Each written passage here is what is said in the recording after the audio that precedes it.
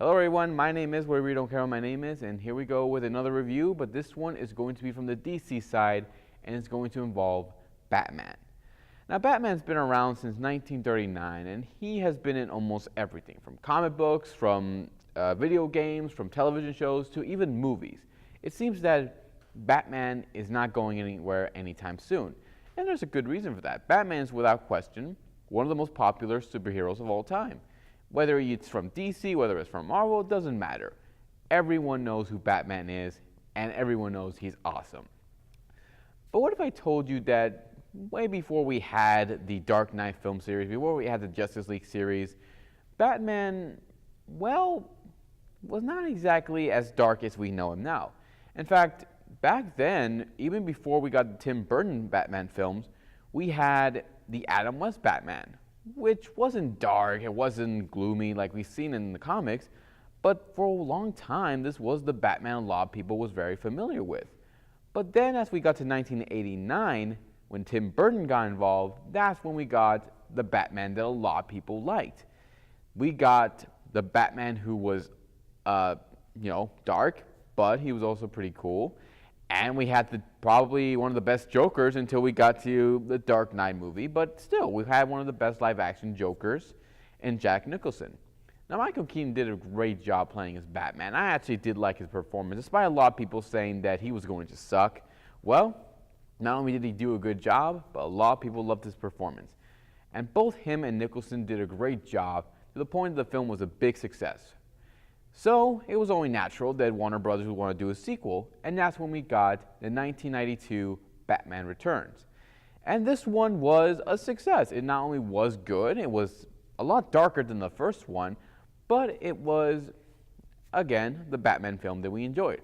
However, parents were not happy with how dark and gloomy this film was, and how the ending was bittersweet. And it is true, the ending was sort of bittersweet, and everything else was a little darker, but I really didn't mind. I didn't even mind Danny DeVito playing as the Penguin. I didn't mind him at all.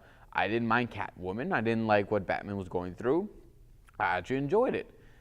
But Warner Brothers had to do something to appease the families, so that's when we got the 1995 Batman Forever. And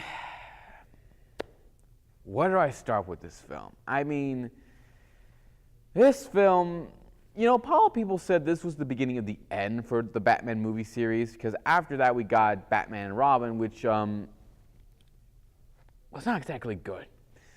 But this film, I think a lot of people thought, it isn't that bad, right? It can't be that bad. And I gotta be honest with you, it's not that bad, but it's not that good either. I mean, this film, it's not Batman and Robin, but it's still pretty bad. So what went wrong with this film? Well, first off, the story for this film, let me actually go back. Michael Keaton did not return for his role as Batman in this film. He read the script, and apparently he didn't like it and felt it was too stupid. So he left. And so we brought in Val Kilmer to play as the new Batman.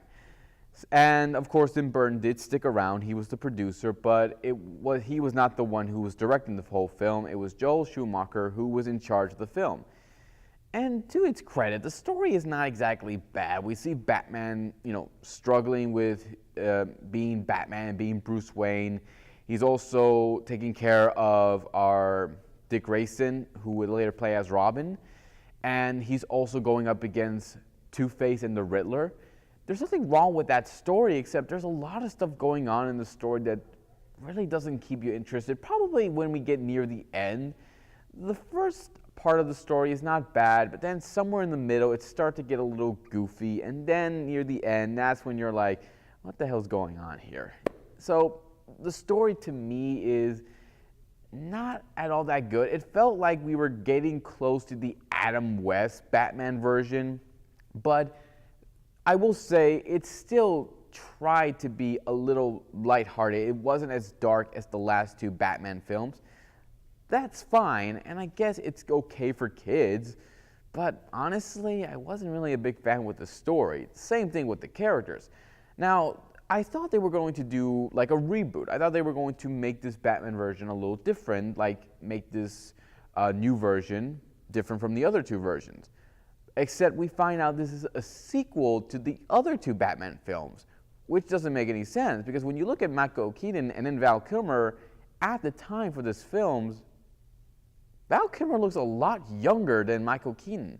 And I don't know about you, but unless Bruce Wayne has his own Lazarus pit and somehow rejuvenated himself, I did not get why they couldn't find someone that was a little older so that he can play Bruce Wayne. Oh, but we need a good-looking guy to play Bruce Wayne. I get that, but it doesn't make any sense. Whatever. How did Val Kilmer do in this film? He was okay, I guess. I didn't really mind him, but I don't know. I really liked Michael Keaton better as Batman, and his performance in this film was not that good. So I felt bad for Val Kilmer, but at the same time, I'm like, you kind of knew what you were signing up for, buddy. You kind of knew what you're signing up for. Okay, well, what about the other characters? The one who plays Robin, how is he? He's okay. I didn't mind him at all, but I kind of wish, couldn't you get a little younger guy, maybe in his 20s, maybe, so the role can actually look better? But I don't know, kind of looks a little weird playing as Robin, but nonetheless, I didn't mind him. I think he was okay. The other characters are okay, but the only two characters I actually hated from this film was Tommy Lee Jones and Jim Carrey. I love both actors. They're great. They're awesome. They can give great performances. Jim Carrey is funny as hell. Tommy Lee Jones can be serious as hell, but I don't know. Like, they really miscast these two. Tommy Lee Jones plays as Two-Face, who has a split personality. One side believes in justice and everybody should be given a fair shake.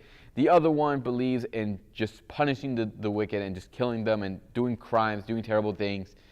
But there is something that both of them two have in common when they flip the coin to decide what's going to happen. So my problem with this performance is when he first appears, it looks like, okay, he looks like he's going to be serious. He's going to be like the Two-Face we know now.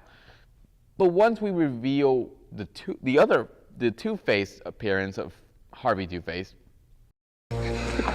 luck! Blind, stupid, simple, doodah, clueless luck! The random talk. He is goofy as hell. I am not kidding. I didn't understand what the hell did we just see. He went from being a serious guy and then suddenly becoming something like the Joker. I'm like, what the hell?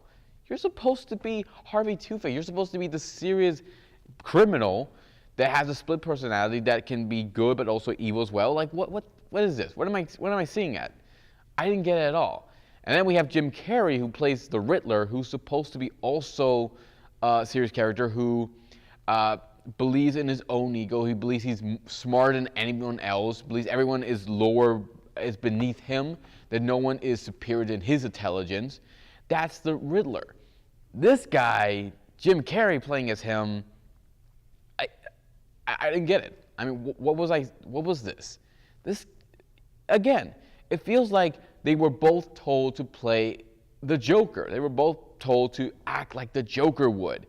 Because this Riddler, I'm sorry, I could not take him seriously at all. He's doing a lot of goofiness. He's doing like a lot of those noises Jim Carrey would like to make. And I don't know, it doesn't feel like it was the Riddler. I didn't understand that at all.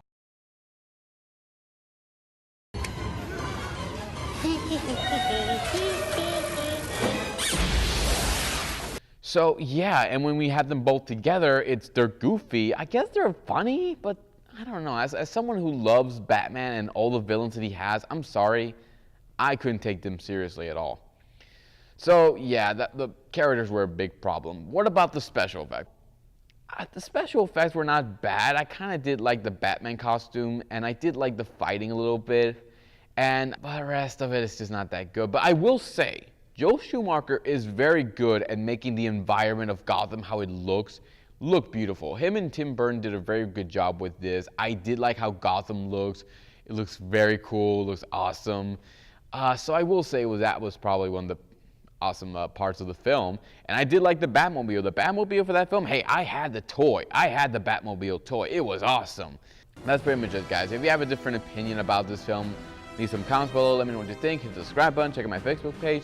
Check out my Twitter page. I'll be here next time to give you more love and more entertainment. So until then, take care, and I'll see you next time. Bye.